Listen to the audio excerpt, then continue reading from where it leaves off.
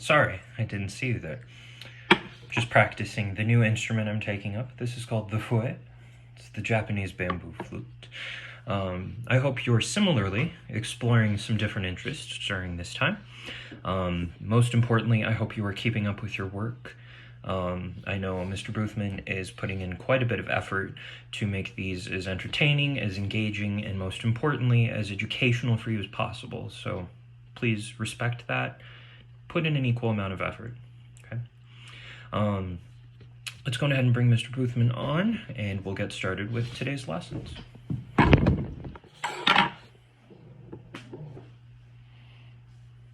Let's get started. Good morning, happy Friday. It is College Friday, so feel free to ask any college questions you may have during our Google Meet today.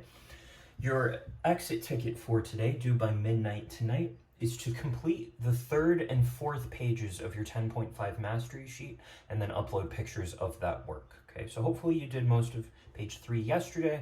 Today you'll just need to work on page 4. The more you do this, the easier it gets, I assure you. Okay, so for today, I want to go through a couple more examples. This will go into your notes, and then I'll do one example from the 4th page of the mastery sheet. All right, so let's start with this example here, 10.5 continued. And we have the series n equals 0 to infinity of n times 3x minus 5 to the nth power. All right, we want to figure out where this series will converge, okay? In order to do so, we will use the ratio test. So we need the limit as n approaches infinity of the absolute value of the n plus 1th term all over the nth term. All right, now let's simplify things as we can. So we have the limit as n approaches infinity of the absolute value of n plus 1 over n. And I'm going to split this up into two separate limits. 3x minus 5 to the n plus 1 minus n power, since we're dividing. So that's just 3x minus 5 to the 1 power. Okay. There's no n involved here, so we don't actually need to worry about that limit. Here, n is always positive, so we don't worry about the absolute value. If we plugged in infinity, we would get infinity over infinity. So let's take a derivative of the top and bottom using L'Hopital's rule. This is the limit as n approaches infinity of 1 over 1, which is just 1. So this is our L, and we want L to be less than 1 in order for the series to converge. Okay, so getting rid of the absolute value bars, adding 5 to everything, dividing everything by 3.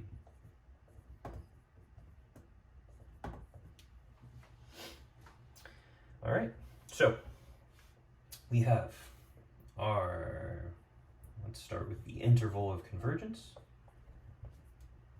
From 4/3 to 2, we have the center of convergence. Now, might be a little easier to see if we think of 2 as 6 over 3, so our center is going to be halfway in between, which is 5 over 3. And that makes our radius of convergence 1/3. All right, so pretty straightforward, hopefully. Okay, once we get used to doing our limit rules and everything. Let's do another example. Here we have the series n equals 0 to infinity of n times x minus 1 to the n all over 5 to the n. We want the limit as n approaches infinity of the absolute value of the n plus 1th term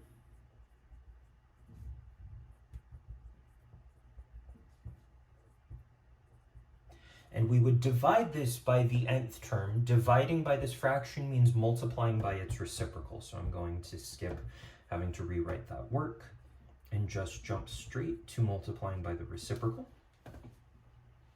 Okay. Now we have a bunch of simplification to do. So before I split up this limit, I'm just going to rearrange some things. We have n plus 1 over n. We have 5 to the n over 5 to the n plus 1. So that will be 5 to the n minus n plus 1 power, which is 5 to the negative 1 power. And then we have x minus 1 to the n plus 1 minus n power is just x minus 1 to the first power. Okay. For this first part, plugging in infinity, we would get infinity over infinity. Applying L'Hopital's rule, this turns into 1. Nothing else has an end, so this limit doesn't really mean much. So we have 1 times 1 over 5 times, we still do have this absolute value of x minus 1. So what does this L equal? Absolute value of x minus 1 all over 5. And we want this to be less than 1. Getting rid of, well, actually, let's multiply by 5 first. Let's see here.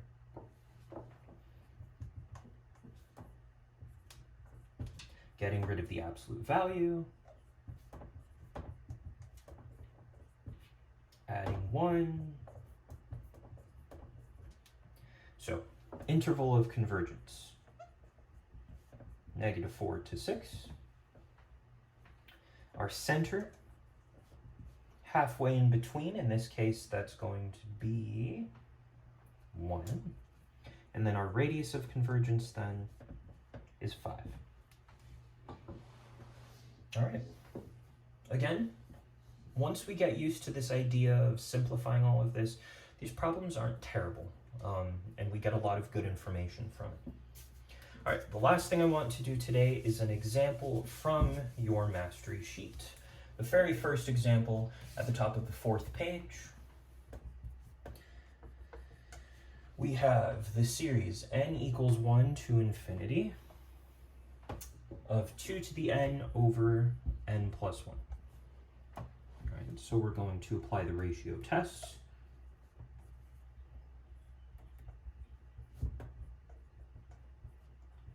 Okay, that's the n plus 1th term. We would divide by the nth term, which is the same as multiplying by its reciprocal. We have some simplifying to do. This is the limit as n approaches infinity of n plus 1 over n plus 2 times 2 to the n plus 1 minus n power is just 2 to the first power. All right, now, formally, if we write out every single step here, we have this times, this 2 doesn't have an n, so the limit as n approaches infinity of 2 is just 2, and the absolute value of 2 is 2. This would turn into infinity over infinity. Applying L'Hopital's rule leaves us with the limit as n approaches infinity of 1 over 1, which is 1. So we got 1 times 2, which is 2.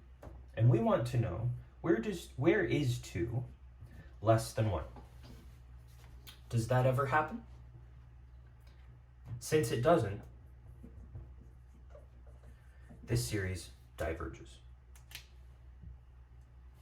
Okay? That's about it. So, please finish the rest of the 3rd and 4th pages of this mastery sheet. Submit that work as your exit ticket for today. That will be due by midnight tonight.